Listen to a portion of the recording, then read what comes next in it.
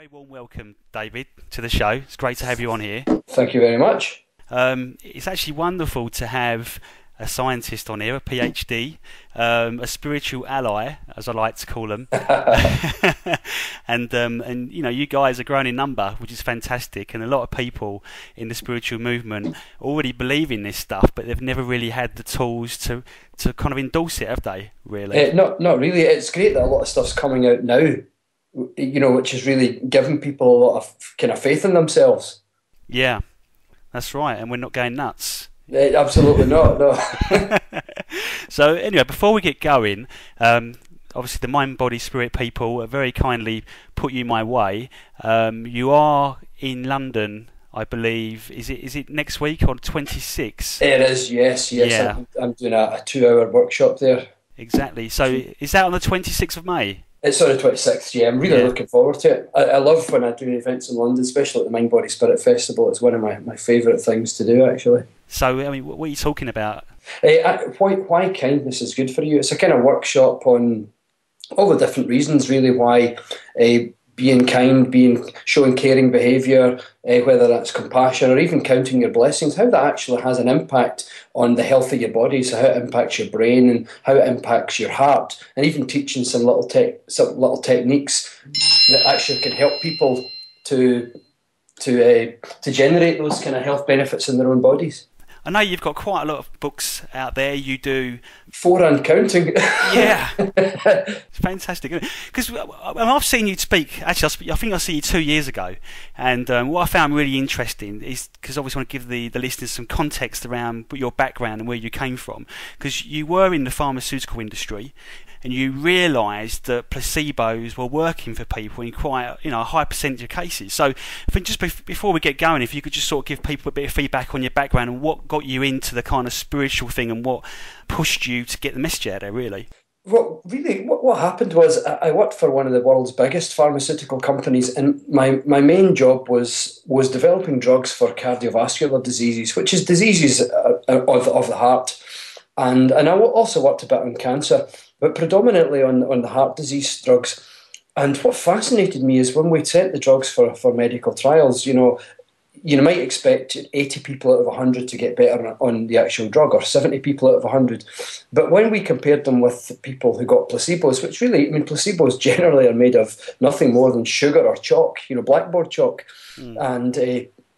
And yet so many people, sometimes 60-70% more people got better on the blackboard chalk because they thought they were getting the drugs. And for me, that was much more interesting than actually making drugs. So for the 4 years that I was there, I really wasn't that interested in making the drugs because I was so fascinated with the power of the mind, where all my colleagues were saying, look at that, the drug is 80% effective, and I'm going, but look at the placebo, it's 70% effective. Isn't that more interesting? So did you have an interest in the more esoteric side of things before you was in the industry, or did you just become... No, I did actually. I've been kind of interested in that stuff for years. It really started when I was a kid, because my mum took postnatal depression after my youngest sister Lynn was born. So I was about 5 or 6 years old at the time. And for years I could tell that my mum was depressed. She never let on, but I could tell, my mum was too caring for the kids. She didn't show us any signs really. But I could feel that something wasn't right. And I remember I was on a trip I just started high school. I was 11 years old, and one of the school teachers took us on a trip to the local library.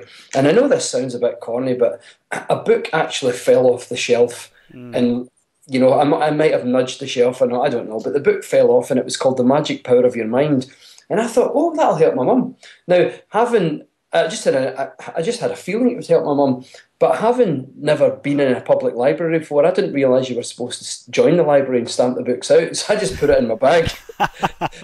28 years later, we still have that book. That'd be quite an expensive find by now, probably. Absolutely, yeah. But it really helped my mum. I mean, it didn't give her a cure. It didn't.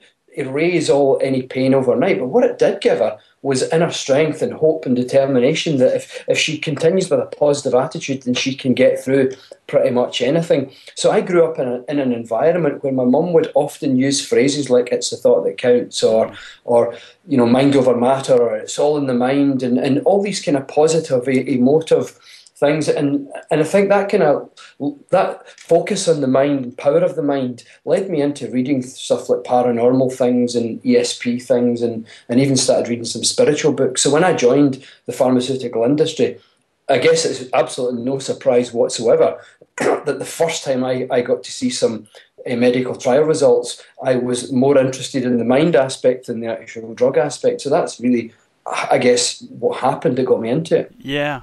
So I imagine there's people in the pharmaceutical industry who realise what you've found, but because of, I suppose, the status quo and the way things work in the scientific community, they're not as brave to step out and admit it. Yeah. Oh, God. I mean, there's lots of people that know. I mean, I did a talk. In fact, that one of the times I spoke at the Mind, Body, Spirit Festival was in Manchester back in 2008. And when I was in the pharmaceutical industry, I worked only 25 miles from Manchester, and there must have been about 15 people from that company that I worked with in the back row. I could see Really? some of them, I recognised some, and some weren't. And a few of them came up to me at the end and shook my hand and said, "Yeah, that's really, really interesting." It's not that they don't want to leave; they just find it fascinating. A lot of scientists find this really fascinating. They just, I guess, that they don't want to make a career out of it, so to speak, like write books on it, like I'm doing. It's just something that they quite like, they find interesting. So you've observed something, and then you've kind of joined the dots with other methods of teaching. Pretty much, yeah. Yeah, and the great thing is that you present people the evidence to show that it works. I mean, that's what I want to lead on to now. Really, is some of the things you talk about with the power of the mind and the way that you can change your cells at the cellular level, and just sort of give some examples of that. What fascinates me probably so much is when I first started giving talks and all this, a large number of people would come up to me and say, "Look, I had this serious illness and I healed myself with my mind," and then someone else did something, told me the same story, different condition, but the same principles. And everyone was using pretty much the same techniques. So that's when I really started looking into this in a much more broad capacity. And it turns out that one of the ways that I think visualization like that works is because the brain doesn't distinguish between whether something's really happening or whether you're just imagining it. And one of the best examples of this came from Harvard. And what the Harvard neuroscientists did is they had volunteers playing a basic series of notes on a piano. So a basic scale using each of their fingers, where they would go something like plonk, plonk, plonk, plonk, plonk, plonk, plonk, plonk, plonk, plonk, plonk, plonk, plonk, plonk, plonk, plonk, plonk, plonk. And they had to do this over and over again, repetitively of the same thing for 2 hours straight. And they had to do it on 5 consecutive days. So Monday, Tuesday, Wednesday, Thursday, Friday. Now, each day, the scientists would look in at the brain. They would scan the brain and using a technique called transcranial magnetic stimulation, which actually allows you to look at the individual areas connected to the finger muscles and see if they've actually changed. And what they found is the area of the brain connected to the finger muscles, because they had been doing this, playing these notes over and over again, had indeed expanded and had grown substantially.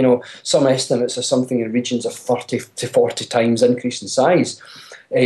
But where it gets really interesting is a separate group of volunteers, instead of actually playing the notes with their fingers on the piano, they had to do it in their minds. So the first group actually sat in front of a piano and played the notes. The second group did it in their minds. So they had to go plonk, plonk, plonk, plonk, plonk, plonk, plonk, plonk, plonk, over and over again in their minds for 2 hours straight, on the 5 consecutive days. But astonishingly, the brain scans looked identical for those who had actually played the notes and those who had just done it in their minds. So in other words, the brain wasn't distinguishing between who was really playing the piano and who was just making it up in their mind. In other words, what you imagine is causing massive changes in the brain.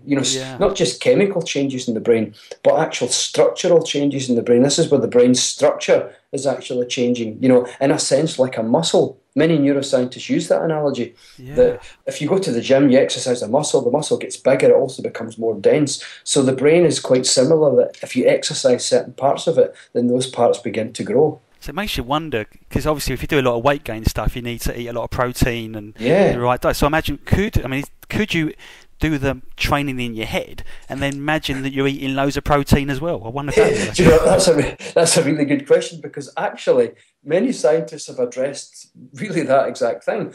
One of the key experiments, instead of having volunteers play a series of